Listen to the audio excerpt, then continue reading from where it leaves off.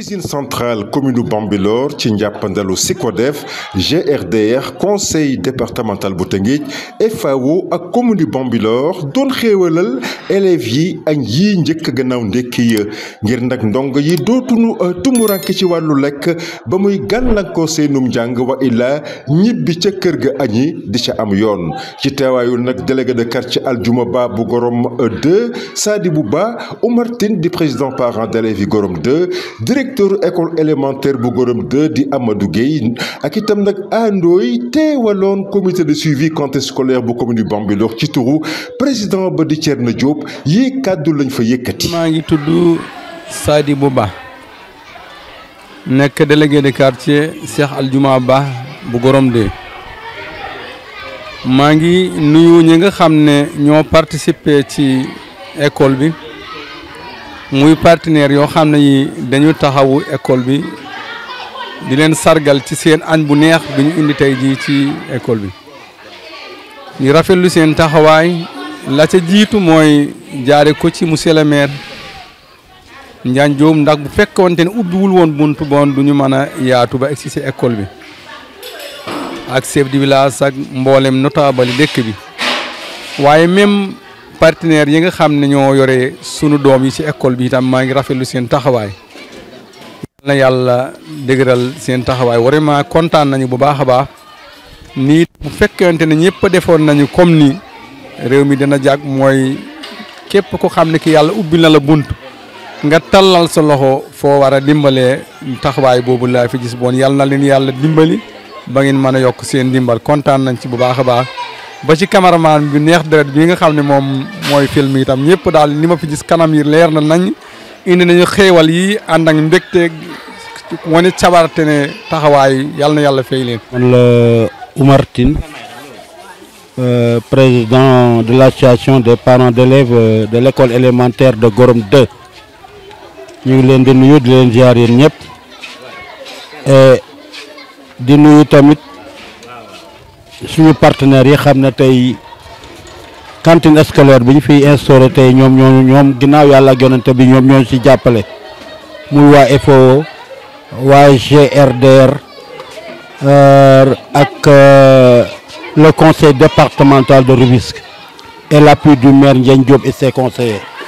Là je vais maintenant fi taxaw tuuti surtout à l'endroit du maire qui n'a ménagé aucun effort pour que lépp lu bokk ci logistique mu jox ñu ko bool yeex kudd yeex lépp moom moo taxaw defal ma ko donc ñu ngi koy remercier au fond du cœur ndax xam na ne ak njabootam lay defal waaye nag du tere nag ñu mën koo gërëm il faut ñu gërëm ko di gërëm aussi monsieur Ndoye moom bi représenté tey jii monsieur Diop mi xam ne mooy président comité d'initiative pour la gouvernance alimentaire te tey ba yàlla def newu fi ñu ngi leen di gërëm ñoom ñëpp leen xamal ne lii daal ñëpp ci kontaan muy parents d'élèves yi di ñëpp ndaxte tam sunu élèves yi fi doon jóge Bambilor wala jóge Dén di jàng ci école bi midi bu midee ñu dem ñibbi léegi yàlla def na bu midi jotee fii la ñuy añee bu ñu ndekkee xëyee fii la ñuy ndekkee donc mënuñu lu dul di sant vraiment tous nos partenaires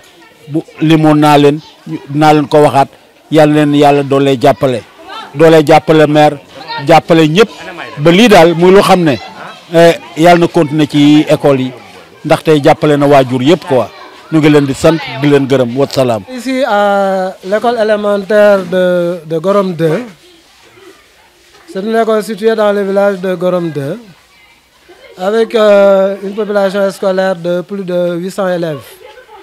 Bon, j'en suis le directeur depuis 2011, donc depuis 13 ans, je suis là. Donc je salue les auditeurs de Bambilor Actu.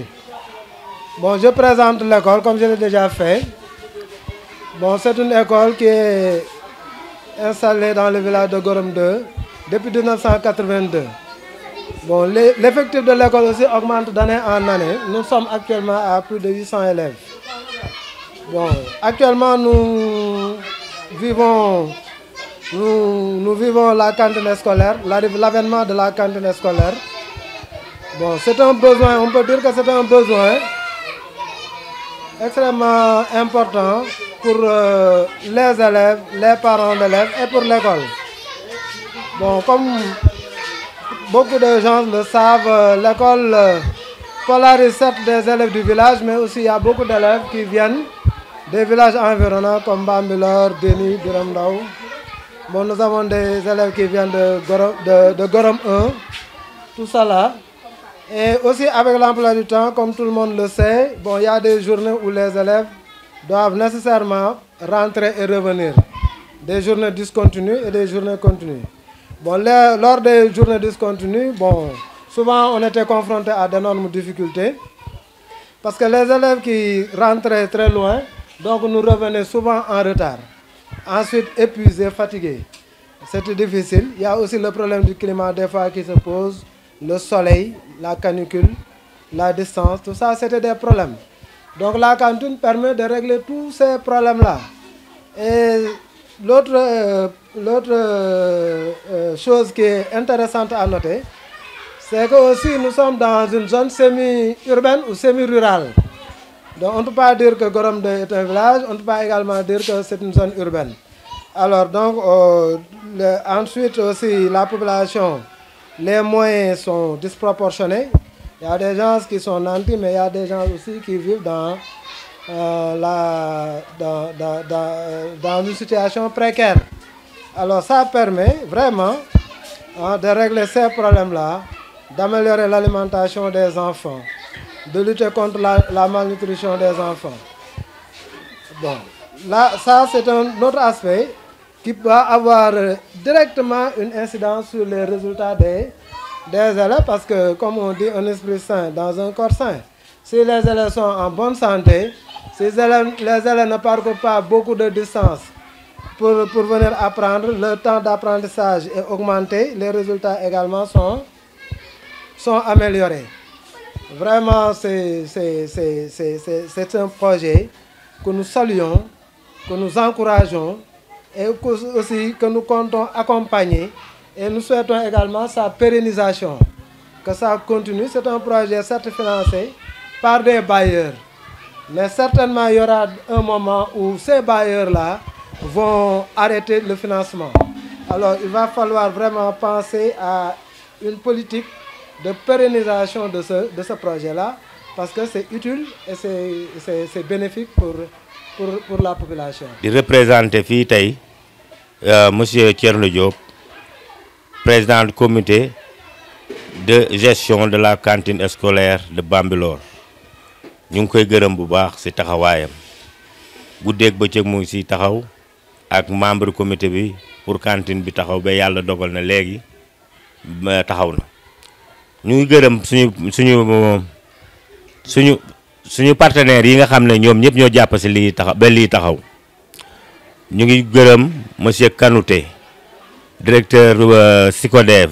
Ñu ngi gërëm Khady Thiané Ndoye moom aussi taxaw na ci bu baax ak waa FAO Koumbali Diaw ñoom ñëpp jàpp nañ ci ak monsieur Mahfouz Sarr, représentant du directeur de la FAO. ñu ngi koy gërëm di ko sant. ñu ngi